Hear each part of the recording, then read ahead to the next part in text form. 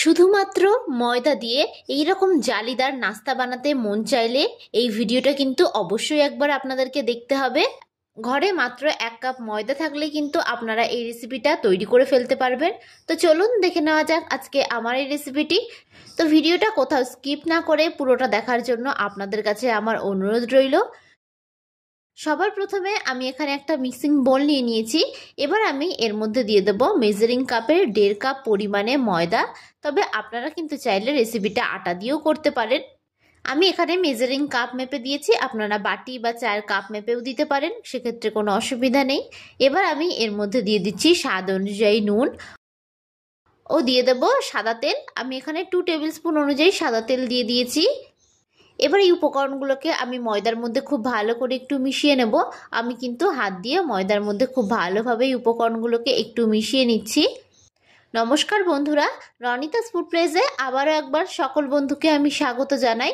আমি আবারও হাজির হলাম আপনাদের সামনে নতুন একটি রেসিপির ভিডিও নিয়ে। তো এইভাবে খুব ভালোভাবে মিশিয়ে নেওয়ার পর দেখুন ময়দার কালারটা কিন্তু অনেকটাই চেঞ্জ হয়ে এসেছে। এইভাবে কিন্তু খুব ভালোভাবে ময়মটাকে একটু দিয়ে নিতে হবে। এবার আমি ময়দাটাকে হাতের সাহায্যে এইরকমভাবে একটু ডালা পাকাচ্ছি। তো দেখুন খুব সহজেই কিন্তু ডালা পেকে যাচ্ছে। এইরকমভাবে ময়দাটা যখন মুঠো করলে ডালা পেকে আসবে তখনই বুঝে যাবেন যে ময়মটা কিন্তু খুব ভালো করে দেওয়া হয়ে গেছে। এরকমভাবে ময়মটাকে কিন্তু একটু দিয়ে নিতে হবে। ময়মটা যতই ভালো দেওয়া যাবে রেসিপিটা খেতে কিন্তু ঠিক ততটাই ভালো হবে। এবার আমি এর মধ্যে সামান্য জল অ্যাড করে দেব। সামান্য জল দিয়ে আমি কিন্তু একটা ডো আকারে তৈরি করে নেব।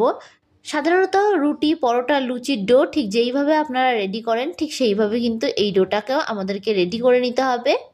জলটা কিন্তু একেবারে দেবেন না, সামান্য জল দিয়ে কিন্তু ডোটাকে রেডি করবেন। আমার এই ভিডিওটা যদি আপনাদের কাছে ভালো লেগে থাকে তাহলে অবশ্যই একটা লাইক করবেন। আর যারা আমার চ্যানেলের নতুন বন্ধু তারা অবশ্যই আমার চ্যানেলটি সাবস্ক্রাইব করে দেবেন। আমার ভিডিওর আপডেট সবার আগে পেতে পাশে থাকা বেল আইকনটা ক্লিক করতে ভুলবেন না। আর যারা ফেসবুক থেকে দেখছেন তারা রনিতাস ফুড প্লেস পেজটিকে ফলো করে দেবেন। তো দেখুন এইভাবে কিন্তু খুব সুন্দরভাবে আমি ডোটাকে রেডি করে নিয়েছি। এরকম নরম করে কিন্তু একটু ডোটাকে রেডি করে নিতে হবে। তো দেখুন ডোটা কিন্তু এতটা সফট ও নরম হয়েছে। এবার এটাকে ঢাকনা চাপা দিয়ে আমি 15 মিনিটের জন্য একটু রেস্ট রেখে দেব।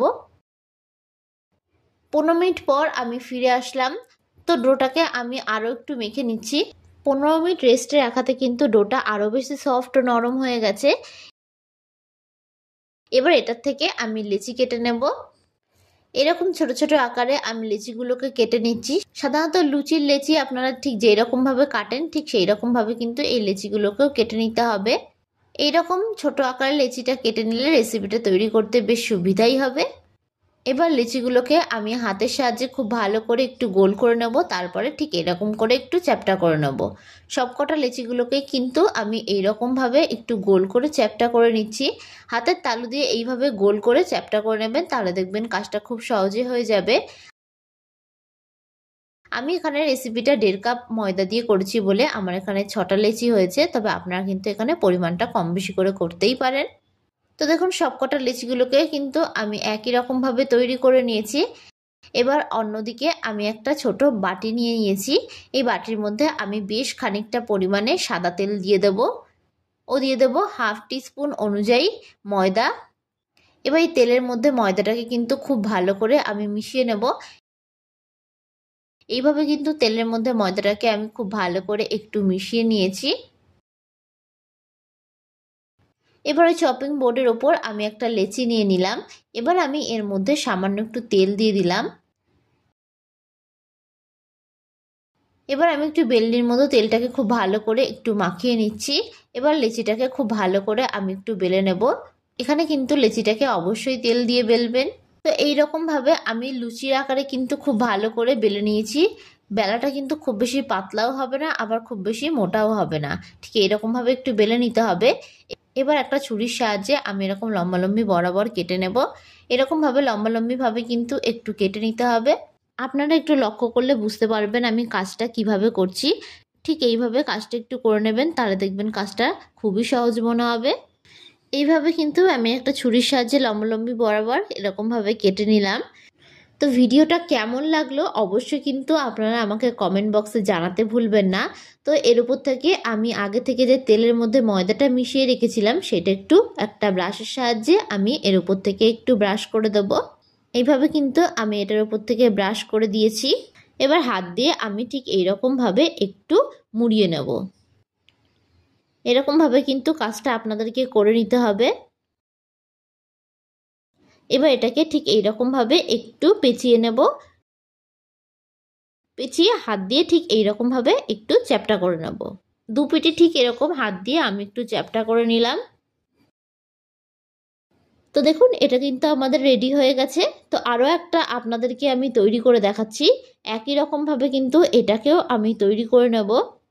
সন্ধ্যাবেলায় হঠাৎ করে খিদে পেলে আপনারা কিন্তু এই রেসিপিটি একবার বাড়িতে তৈরি করে দেখতে পারেন। ছোট থেকে বড়রা সকলেই কিন্তু এই রেসিপিটি খুব পছন্দ করবে। আর একবার তৈরি করলে কিন্তু আপনার কাছে বারবার রিকোয়েস্ট আসবে এই রেসিপিটি তৈরি করার জন্য। আর এটি বানানো কিন্তু খুবই সহজ, আর হাতের সামনে থাকা মাত্র কয়েকটা উপকরণ দিয়ে আপনারা এটা বাড়িতে তৈরি করে ফেলতে পারবেন। আমি যেরকম পদ্ধতিতে কাজটা করেছি আপনারাও কিন্তু ঠিক সেই রকম পদ্ধতিতে কাজটা করে নেবেন, তাহলে দেখবেন কাজটা করতে খুবই সহজ মনে হবে। তো দেখুন এটাকেও আমি তৈরি করে নিয়েছি। তো বাদবাকিগুলোকে তৈরি করে আমি আপনাদেরকে একেবারে দেখাচ্ছি। তো দেখুন সবগুলোকে কিন্তু ঠিক একই রকমভাবে আমি তৈরি করে নিয়েছি। এবার অন্যদিকে আমি একটা ফ্রাইং প্যান বসিয়ে দিয়েছি। গ্যাসের ফ্লেমটাকে হাইয়ে রেখে আমি খুব ভালো করে ফ্রাইং প্যানটাকে গরম করে নিয়েছি। এবার আমি এর মধ্যে দিয়ে দেব বেশ খানিকটা পরিমাণে সাদা তেল। তেলটাকে খুব ভালো করে একটু গরম করে নিতে হবে। যখন তেলটা গরম হয়ে আসবে তখন আমি এর মধ্যে আগে থেকে যে নাস্তাগুলো তৈরি করে রেখেছিলাম সেগুলো দিয়ে দেব। এবার গ্যাসের ফ্লেমটাকে মিডিয়ামে রেখে 1 মিনিট খুব ভালো করে এক পিঠটাকে ভেজে নেব। গ্যাসের ফ্লেমটাকে মিডিয়ামে রেখে ভাজবেন, নাহলে কিন্তু বাইরে থেকে কালার চলে আসবে আর ভেতর থেকে কাঁচা থেকে যাওয়ার সম্ভাবনা থাকবে। তো 1 মিনিট পর যখন এক পিঠটা ভাজা হয়ে যাবে তখন এগুলোকে আমি উল্টে দেব। উল্টে অপর পিঠটাকে কিন্তু ঠিক একই রকমভাবে আমি ভেজে নেব। গ্যাসের ফ্লেমটাকে মিডিয়ামে রেখে দু পিঠই কিন্তু বেশ লাল লাল করে একটু ভেজে নিতে হবে। হাতে কিন্তু একটু সময় নিয়ে কাজটা করার চেষ্টা করবেন। আমার এই ভিডিওটি যদি আপনাদের কাছে ভালো লেগে থাকে তাহলে অবশ্যই একটা লাইক করে দেবেন। আর যারা যারা আমার চ্যানেলের নতুন বন্ধু তারা অবশ্যই আমার চ্যানেলটি সাবস্ক্রাইব করে দেবেন। আমার ভিডিওর আপডেট সবার আগে পেতে পাশে থাকা বেল আইকনটা ক্লিক করতে ভুলবেন না। আর যারা যারা ফেসবুক থেকে দেখছেন তারা রনিতাস ফুড প্লেস পেজটিকে ফলো করে দেবেন। তো দেখুন খুব ভালোভাবে কিন্তু দু পিঠি ভাজা হয়ে গেছে। এবার এগুলোকে আমি তেল থেকে অন্য একটি পাত্রে তুলে নেব। তো ভিডিওটা শুরু থেকে শেষ পর্যন্ত দেখার জন্য আপনাদেরকে আমি অসংখ্য ধন্যবাদ জানাই। তো দেখুন খুব সহজে কিন্তু তৈরি হয়ে গেছে ময়দা দিয়ে নাস্তার এই রেসিপিটি। তো দেখুন এগুলো কিন্তু কতটা জালিদার হয়েছে। ঠিক এই রকম পদ্ধতিতে তৈরি করলে কিন্তু রেসিপিটা একদম পারফেক্ট হবে। তো আপনারা অবশ্যই রেসিপিটা একবার তৈরি করতে পারেন বাড়িতে, তাহলে দেখবেন বাড়ির সকলের খুব ভালো লাগবে। তো আজকের মতন আমি বিদায় জানালাম। আবারও হাজির হব আপনাদের সামনে নতুন একটি রেসিপির ভিডিও নিয়ে। তো আশা করি আপনারা সকলে ভালো থাকবেন, সুস্থ থাকবেন। ধন্যবাদ।